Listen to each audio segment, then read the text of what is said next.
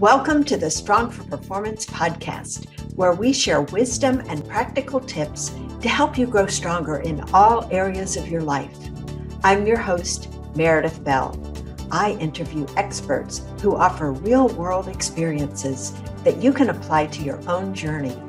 If you enjoy my podcast, be sure to subscribe and rate it on your favorite podcast platform.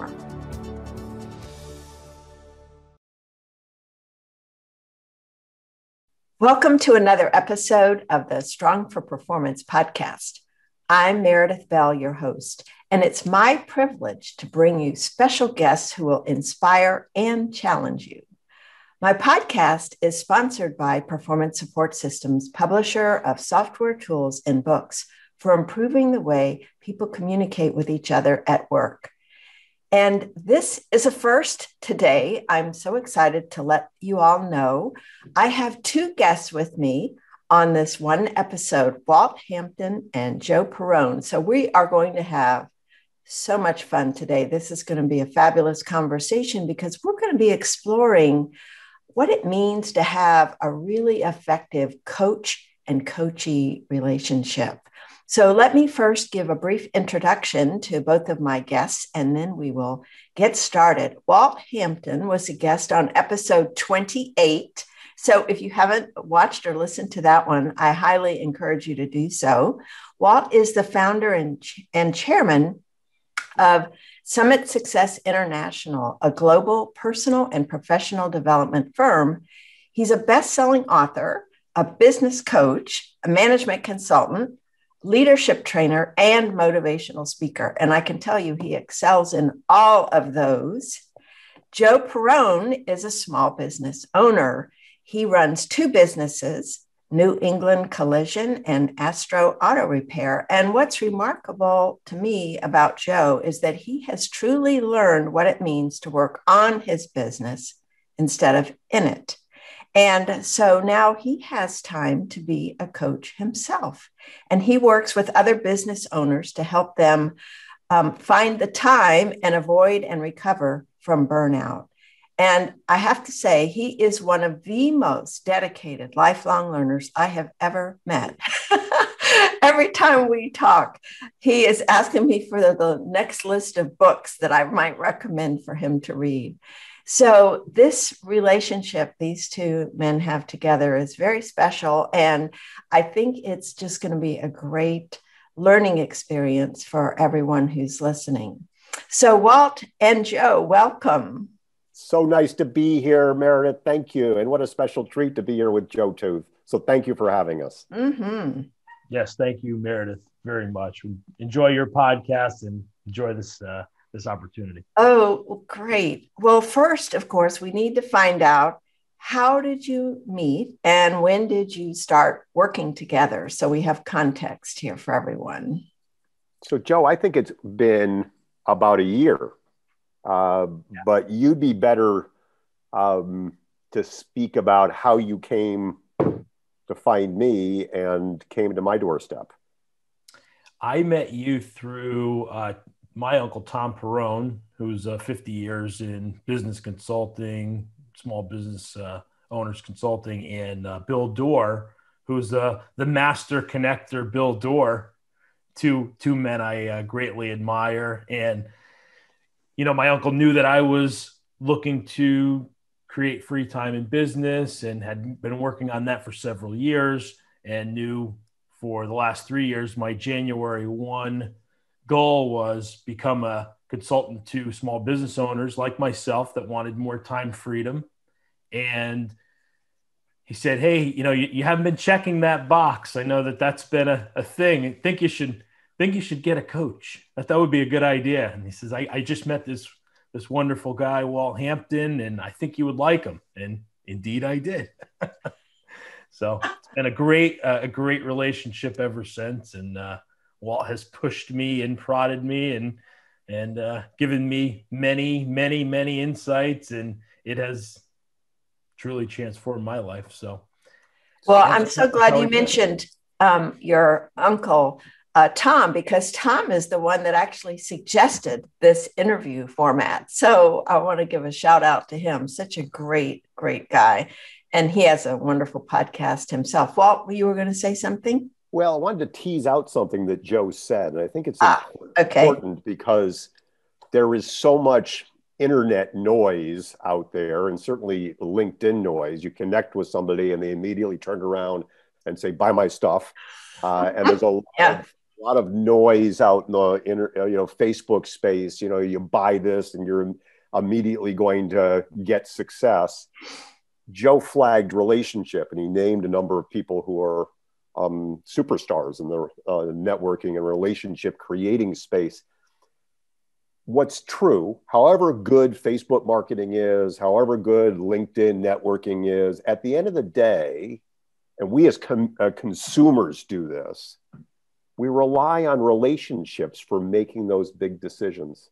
Mm-hmm. I don't care whether it's a babysitter or a dentist or a physician or a coach or a forensic accountant. We don't buy those relationships off a LinkedIn ad or a Facebook ad or a pop-up. Those are nurtured and those are created over time through carefully loved on and attended to relationships. That's a great point. And Walt, it's kind of a nice lead into one of the questions I wanted to start off with you. And that is, what do you look for in your ideal client from the coach's perspective? What do you recommend people look for in a coach? And then how did Joe meet your criteria? Oh, I love those questions. So we're really clear about the answers to those questions because in our work, we train and certify and support coaches.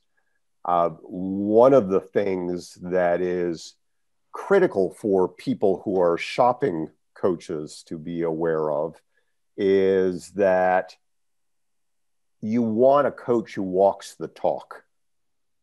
Mm-hmm. So I was working last year with a client that I've worked with for years, and we were doing an end of the year review, and he was up 70% year over year. And he said, "Walt, do you know why I still work with you?" I said, "Because I'm handsome." And he said, "Well, yes." Bald? He said, "Yes." He said, "No." He said, "You're living the life that I want to live. You have the time freedom and the location freedom, and you actually have walked the talk." So I think coaches need to walk their talk. And one of those pieces that is essential for me, and it's a requirement if anybody is going to come into my coach training and certification work, is they have a coach. Good coaches have coaches. And so it's, I think, important to walk the talk from that perspective as well. And then from there, it's about relationship, because at a very high level, coaches are creating and holding space with their clients.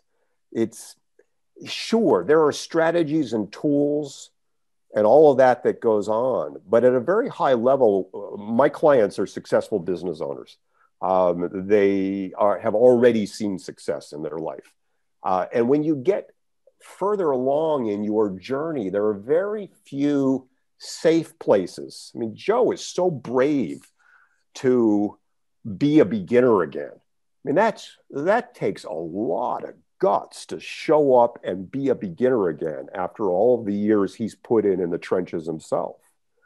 And so when we do coaching at a high level, it's not just about the mechanics of the stuff, but it's about the ability of the coach to hold space with his or her client so that deep work can be done. And so, the ultimate decision, like it might be with a physician or any other highly trained professionals, the fit's got to be right. So those things are important when selecting a coach.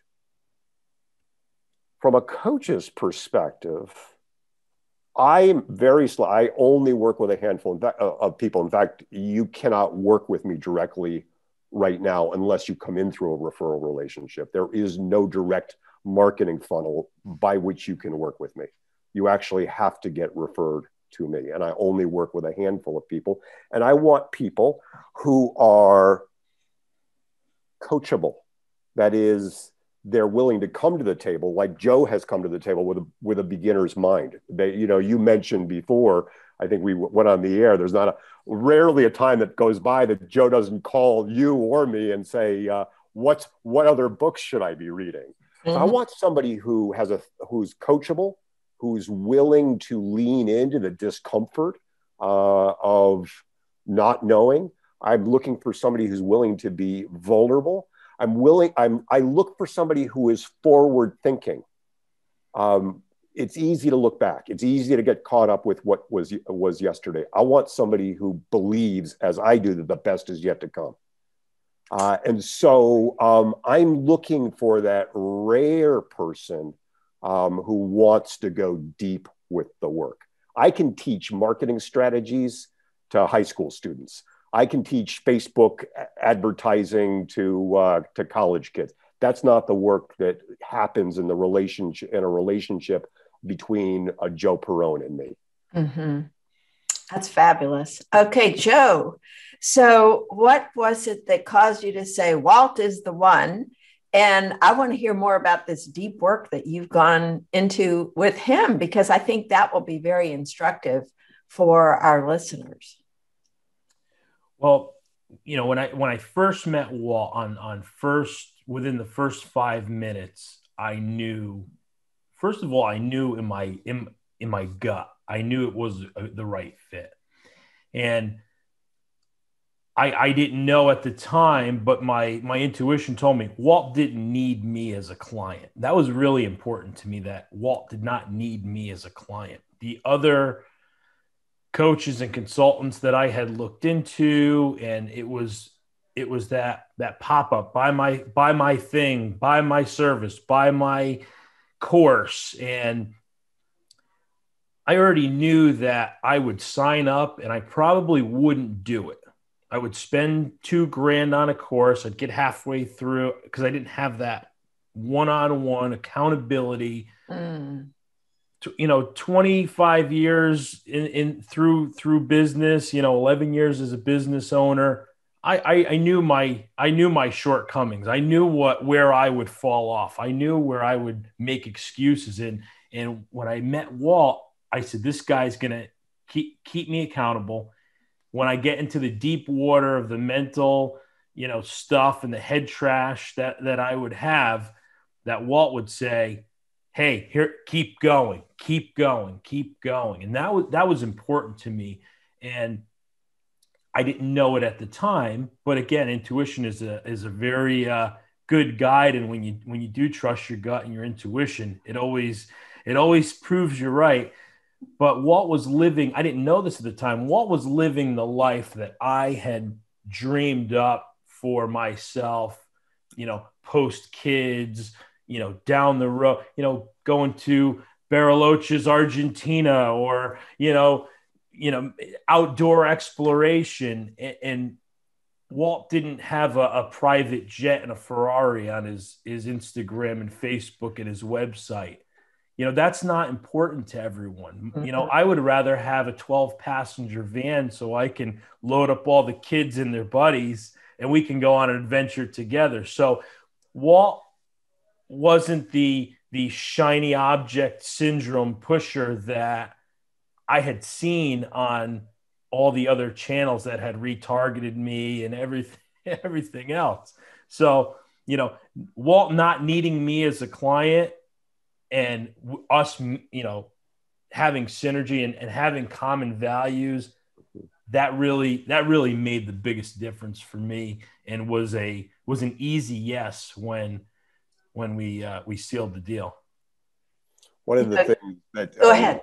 One of the things we teach our clients, and Joe is learning what the structure is for a sales conversation with a potential client. But that mindset piece of neediness in the marketplace always shows up, and always, I think, poisons the possibility for deep relationship.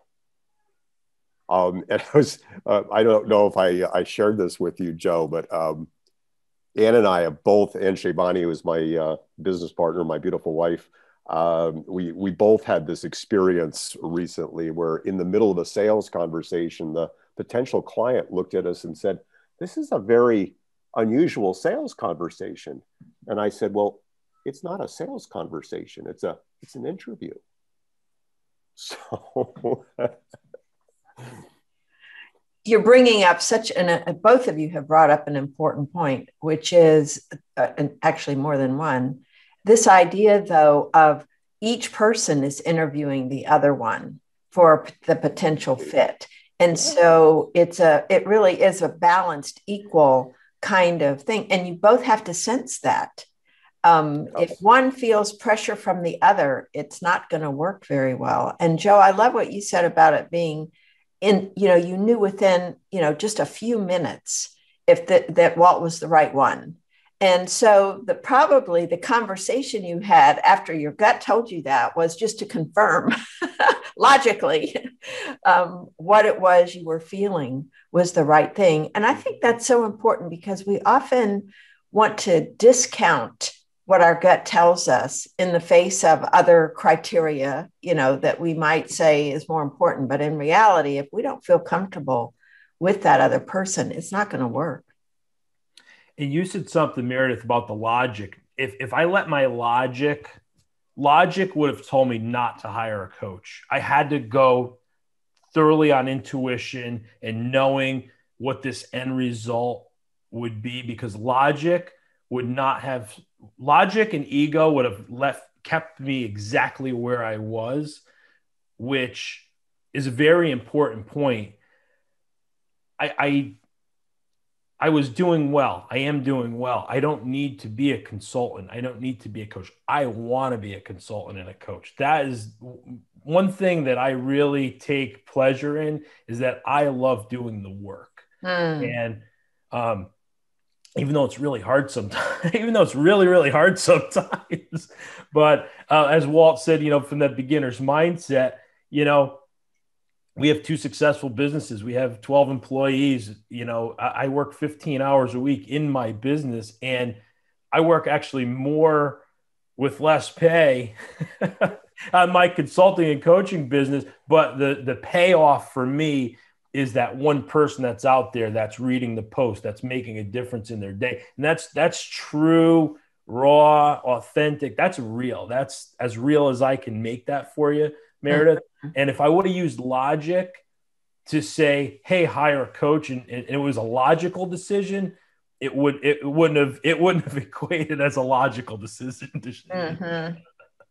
No, I think that's a good point. We can talk ourselves out of things and the ego is what really you hit it. I think the ego gets in the way. Well, you don't really need that. You can figure this out yourself. And yet you knew yourself well enough to know that wasn't the answer. Yeah. And I knew that, again, within, a first conversation with Walt, that he would, when I got into that deep water and the ego started saying, well, you don't need to do this. You don't have to do this. This isn't, productive for you. You have better time served in go back to your business then. Go work 40 or 50 hours again in your business and you can make a ton, but that wasn't what I wanted to do. Mm-hmm. That's intuitively what I didn't want to do. And he would call me on my BS that, nobody else would call me on. So thanks, Walt. and so, Walt, let's talk a little bit about what, you're such an exceptional coach. I'm just curious, what is it you pay attention to, that tells you, here's how I need to respond to this person? And what was it, especially within Joe, that you felt like you wanted to help draw out? What kind of transformations did you see were possible for him? Mm-hmm. Such a beautiful question and an important question. One of the things we teach our coaches is that you must be a brave coach. You must be willing to risk everything, even the coaching relationship, to speak truth in the relationship. Mm-hmm. It's very easy from a place of fear that you're going to break the relationship or your client is going to leave you, not to see things as they are. and to call things as they are, and to be willing to go very deep into the work. You know, we've talked a number of times about going deep into the work. And so for many times it's about calling out the elephant in the room. I had a first conversation with a client 2 years ago on the 4th of July. It was the only time he could fit me in. He had been referred to me for time management and productivity. 4th of July. We don't do 4th of July here in County Cork, Ireland, so it's okay with me. Be with him on the 4th of July. I'm about 20 minutes in, and he's telling me why he's in the office on the 4th of July. I have a little voice inside me. And I said, so Sean, how's your marriage?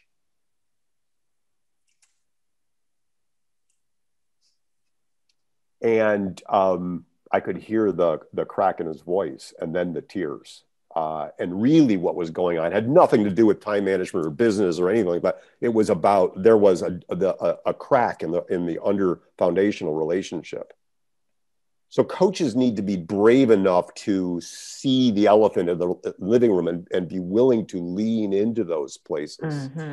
And so, you know, in some of our work together, Joe has been willing to entertain some of the deepest, darkest questions that haunt every single one of us. And there are 3 primary questions. Am I enough? Am I trained enough? Am I certified enough? Am I experienced enough to go out and help other people? Will I be loved? Will people like me? Will they give me feedback? If they're not giving me feedback, maybe I'm not loved. What does that mean?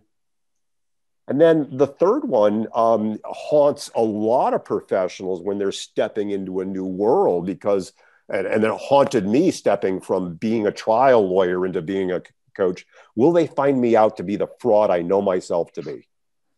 That whole imposter syndrome thing. And so in all 3 of those areas, with all of the permutations of those questions, that gets deep to the heart of who we are as human beings, how we show up in the world as human beings, how we show up in the world as confident, able professionals, and whether or not we are going to move beyond those obstacles and get out of our own way so that we can do the work we're called to do. Because, as I've said to Joe, if we have these doubts, if we have these questions, we are human. We get to check the box, yep, I'm human. And then to go out and serve the people we're meant to serve. Because if we get stuck in those questions, if we're not willing to entertain those questions and wrestle those demons to the ground, then we stay stuck and selfish, and we never do the work. And one of the things I so honor Joe Perrone for doing is he's willing to wrestle with the demons in the dark and go deep. Powerful. I love those 3 questions. So Joe, what impact did those 3 questions have on you in terms of going deep, and what difference did that make in how you showed up in the world? Yeah, great question, Meredith. It helped me tremendously refocus on that higher calling, on what I was truly put on this earth to do, and what we're all here to do is help other people and make this world, and in my world, it's our business community, make it a better place. And I've done, now research that I would never have done had I stayed safe in my comfortable world. But now I've met some amazing people. I've met the Meredith Bells of the world. I've met so many great people that have inspired me and really have taken my network and my personal level of accountability just so much higher. And it really set the bar for the work that I do, the seriousness of the problems that our business community is facing. We as parents, we need to, be more focused on raising. I have a 6-year-old and a 2-year-old. And as I see my passion is creating time away from my business so that I can work with my children. I can be present with my children. And, we're seeing higher than ever suicide rates in teenage boys and girls. We're seeing, more, both parents working 50, 60, 70 hours, and it's impacting our children. And these were stats and things that I might have assumed, but I didn't know as facts before I started doing this work. So it's almost refocused my work, and the higher purpose is even greater at this point on time freedom and avoiding burnout in business, because we risk losing our children. We risk losing our children to tablets, iPads, society influences. So that's really important to me. I want to put a really sharp point on what Joe said, because it's so beautiful. It relates to what you said earlier around ego, Meredith. The questions, those core questions that we grapple with, are about us, about our ego, about our fragile I. And one of the things I always need to remind myself, because I'm not exempt from these questions either, is that none of this is about me. This work isn't about me. This interview isn't about me. This work is about the people we are called to serve, the lives we are called to touch. And if we get all caught up with that ego stuff, we're not out doing the work. And one of the things I so appreciate about Joe is his willingness to grapple with those questions. And as he said, to refocus on the purpose and to double down and to get out there into the world and do the work he's been called to do. Great points. And just thinking about what you've both said, I think too often, because I have been guilty of this myself, I recognize it, this idea of playing small and settling for what you've had in the past. And one of the key benefits, it sounds to me, of really effective coaching is you see a bigger future for yourself. You see yourself in a bigger way. So you expand your vision of who you are and who you can be in the world. Is that on target? Yeah, I think there are a number of roles that coaches have. I've had my primary coach in my life for 14 years. And the relationship has deepened and become just one of the most important things in my life. I would not be doing the work I'm doing today without her. I think we can get into coaching to solve a particular problem. So you might have a voice coach, or, if you're a golfer, a putting coach. You might have a coach to solve a particular problem. But at a meta level, coaching serves a number of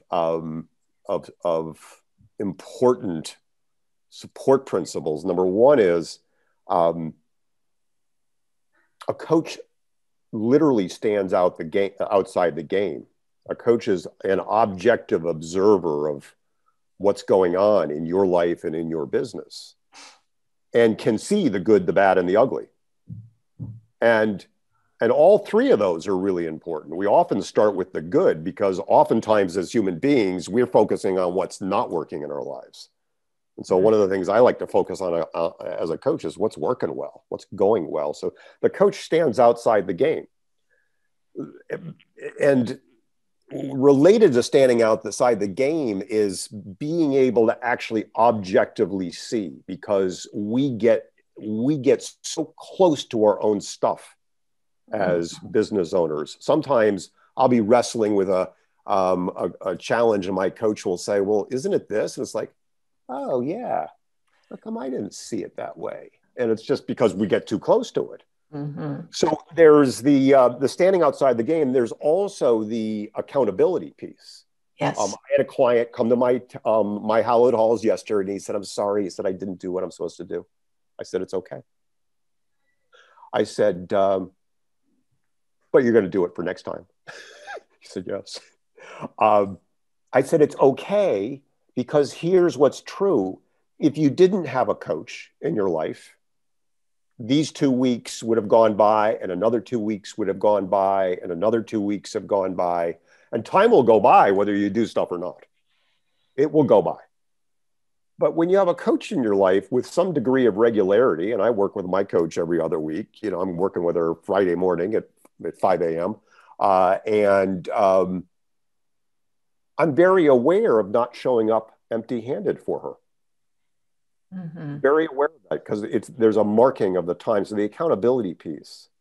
And then the third piece, we won't go into the delineations between mentorship and coaching and all of that, but one of the jobs of a coach, an important job of the coach, is to help you get to your destination faster and easier with less pain.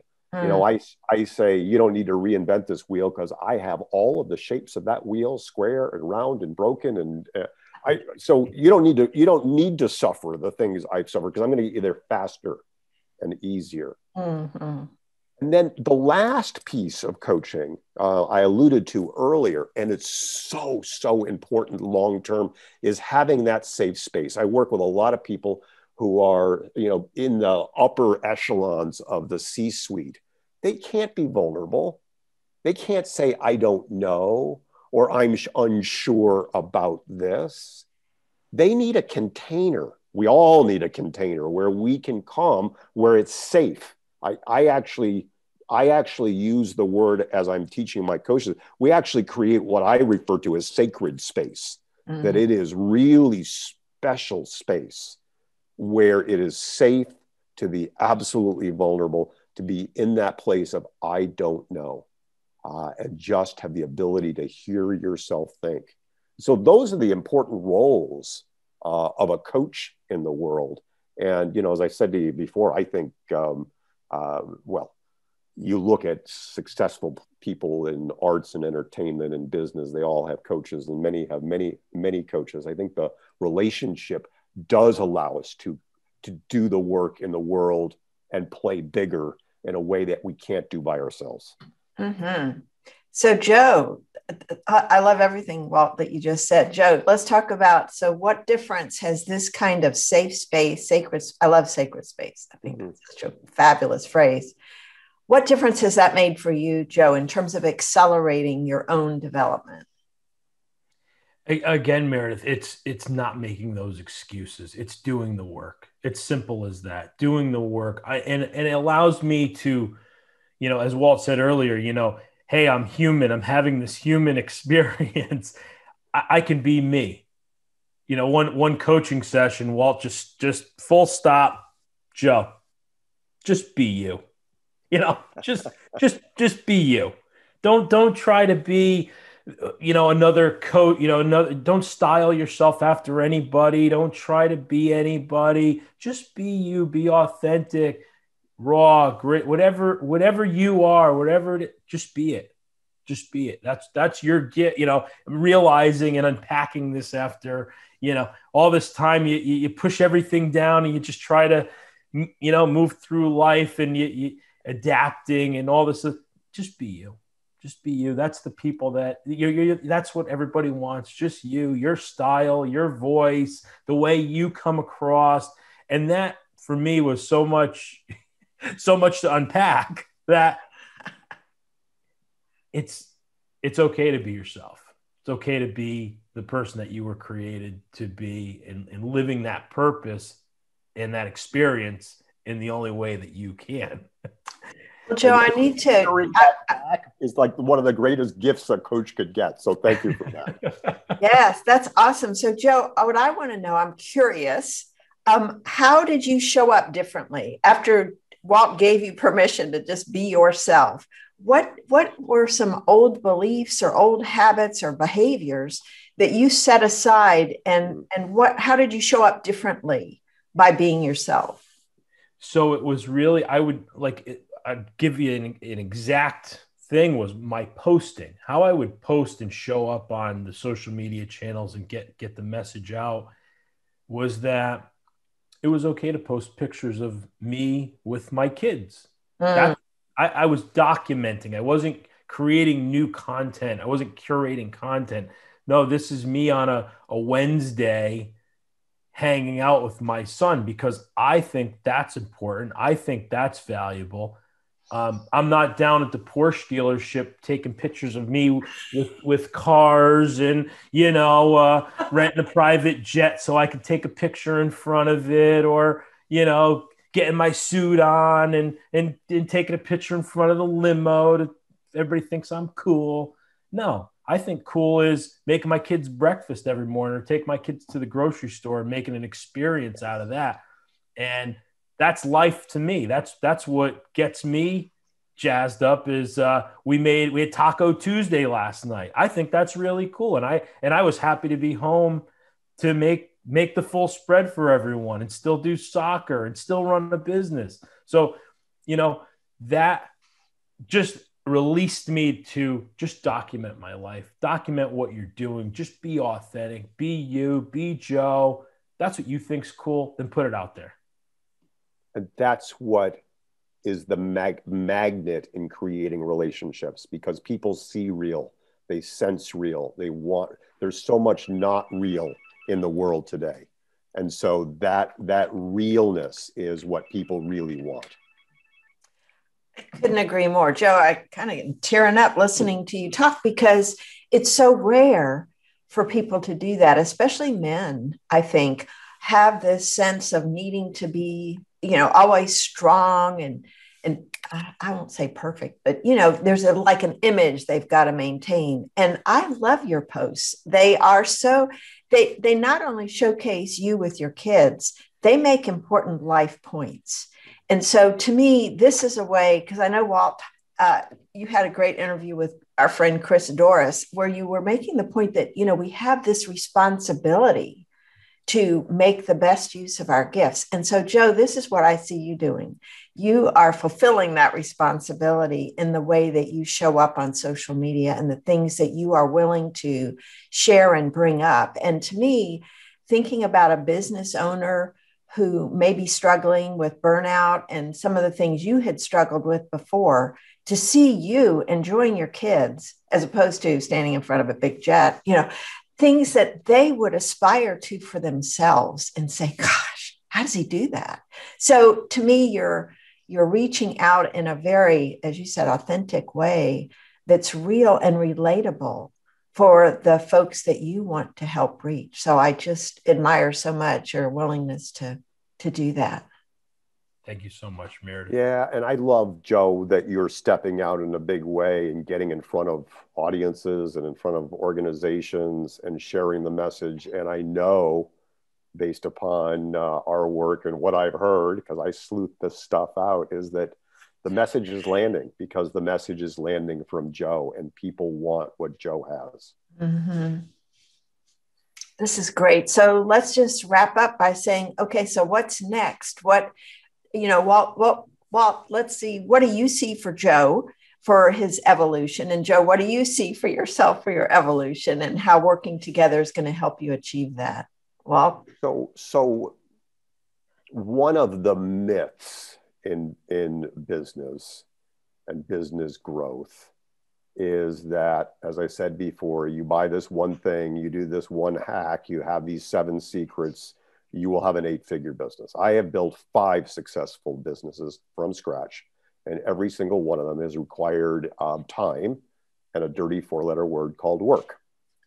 And it is very easy to get frustrated, to despair, to get discouraged in the face of the internet noise about what's true about business, which is that it's an exponential curve.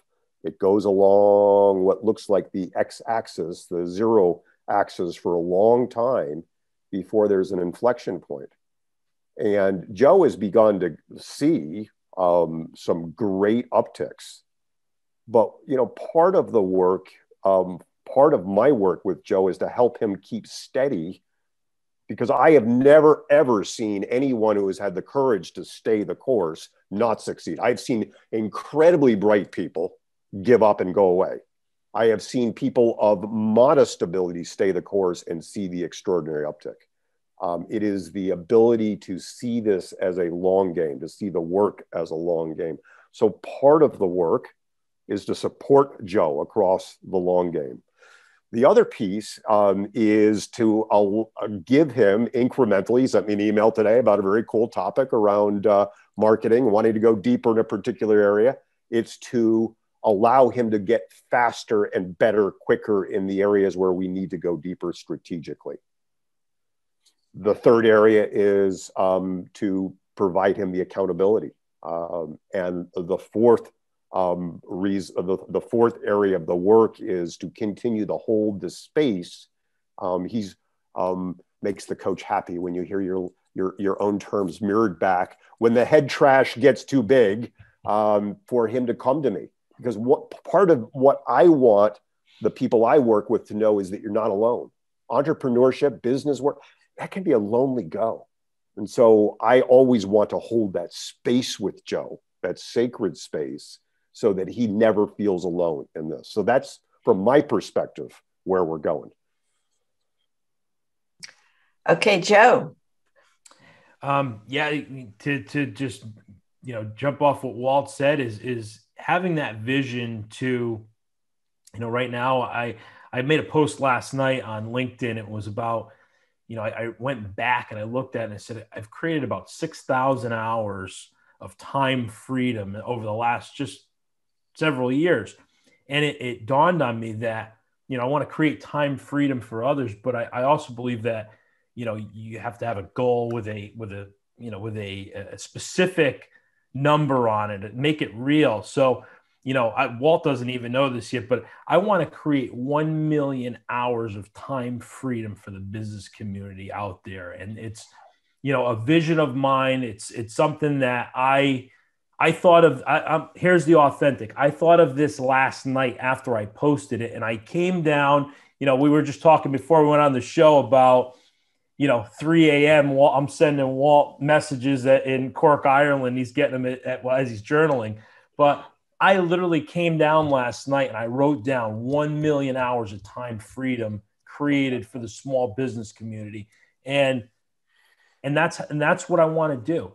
I want to help business owners spend more time with their kids, pursue that next passion project and dream project that they want to pursue. And that's what I want to do.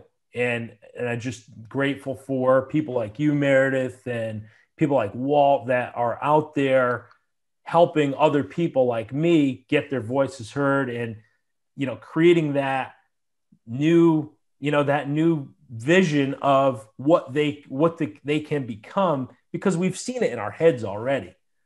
But the ego just keeps pushing it down and saying, no, that will never happen. That's unattainable. And, when there's an accountability, when there's mentors, when there's that next level of people that have gone there, they've done it, they've gone in the deep waters, and they say, just keep going a little more, just keep going a little more. You can do it. You can, Dory, I watched Dory with my 2-year-old, just keep swimming, just keep swimming. Oh, fabulous. So what Joe is talking about, and, as we wrap up, it's important to think about this. What Joe is talking about is legacy work, the work that stands the test of time. The work that we do as coaches and consultants is like a pebble dropped in a pond. There's that immediate impact where the business owner might have time, but then it's the health benefits and the spiritual benefits and the emotional benefits, and not just in his immediate orbit, but then modeled and lived. It goes out and becomes generational. And, that's the beautiful thing of the work that Joe is doing. And I so honor that, Joe. Wow.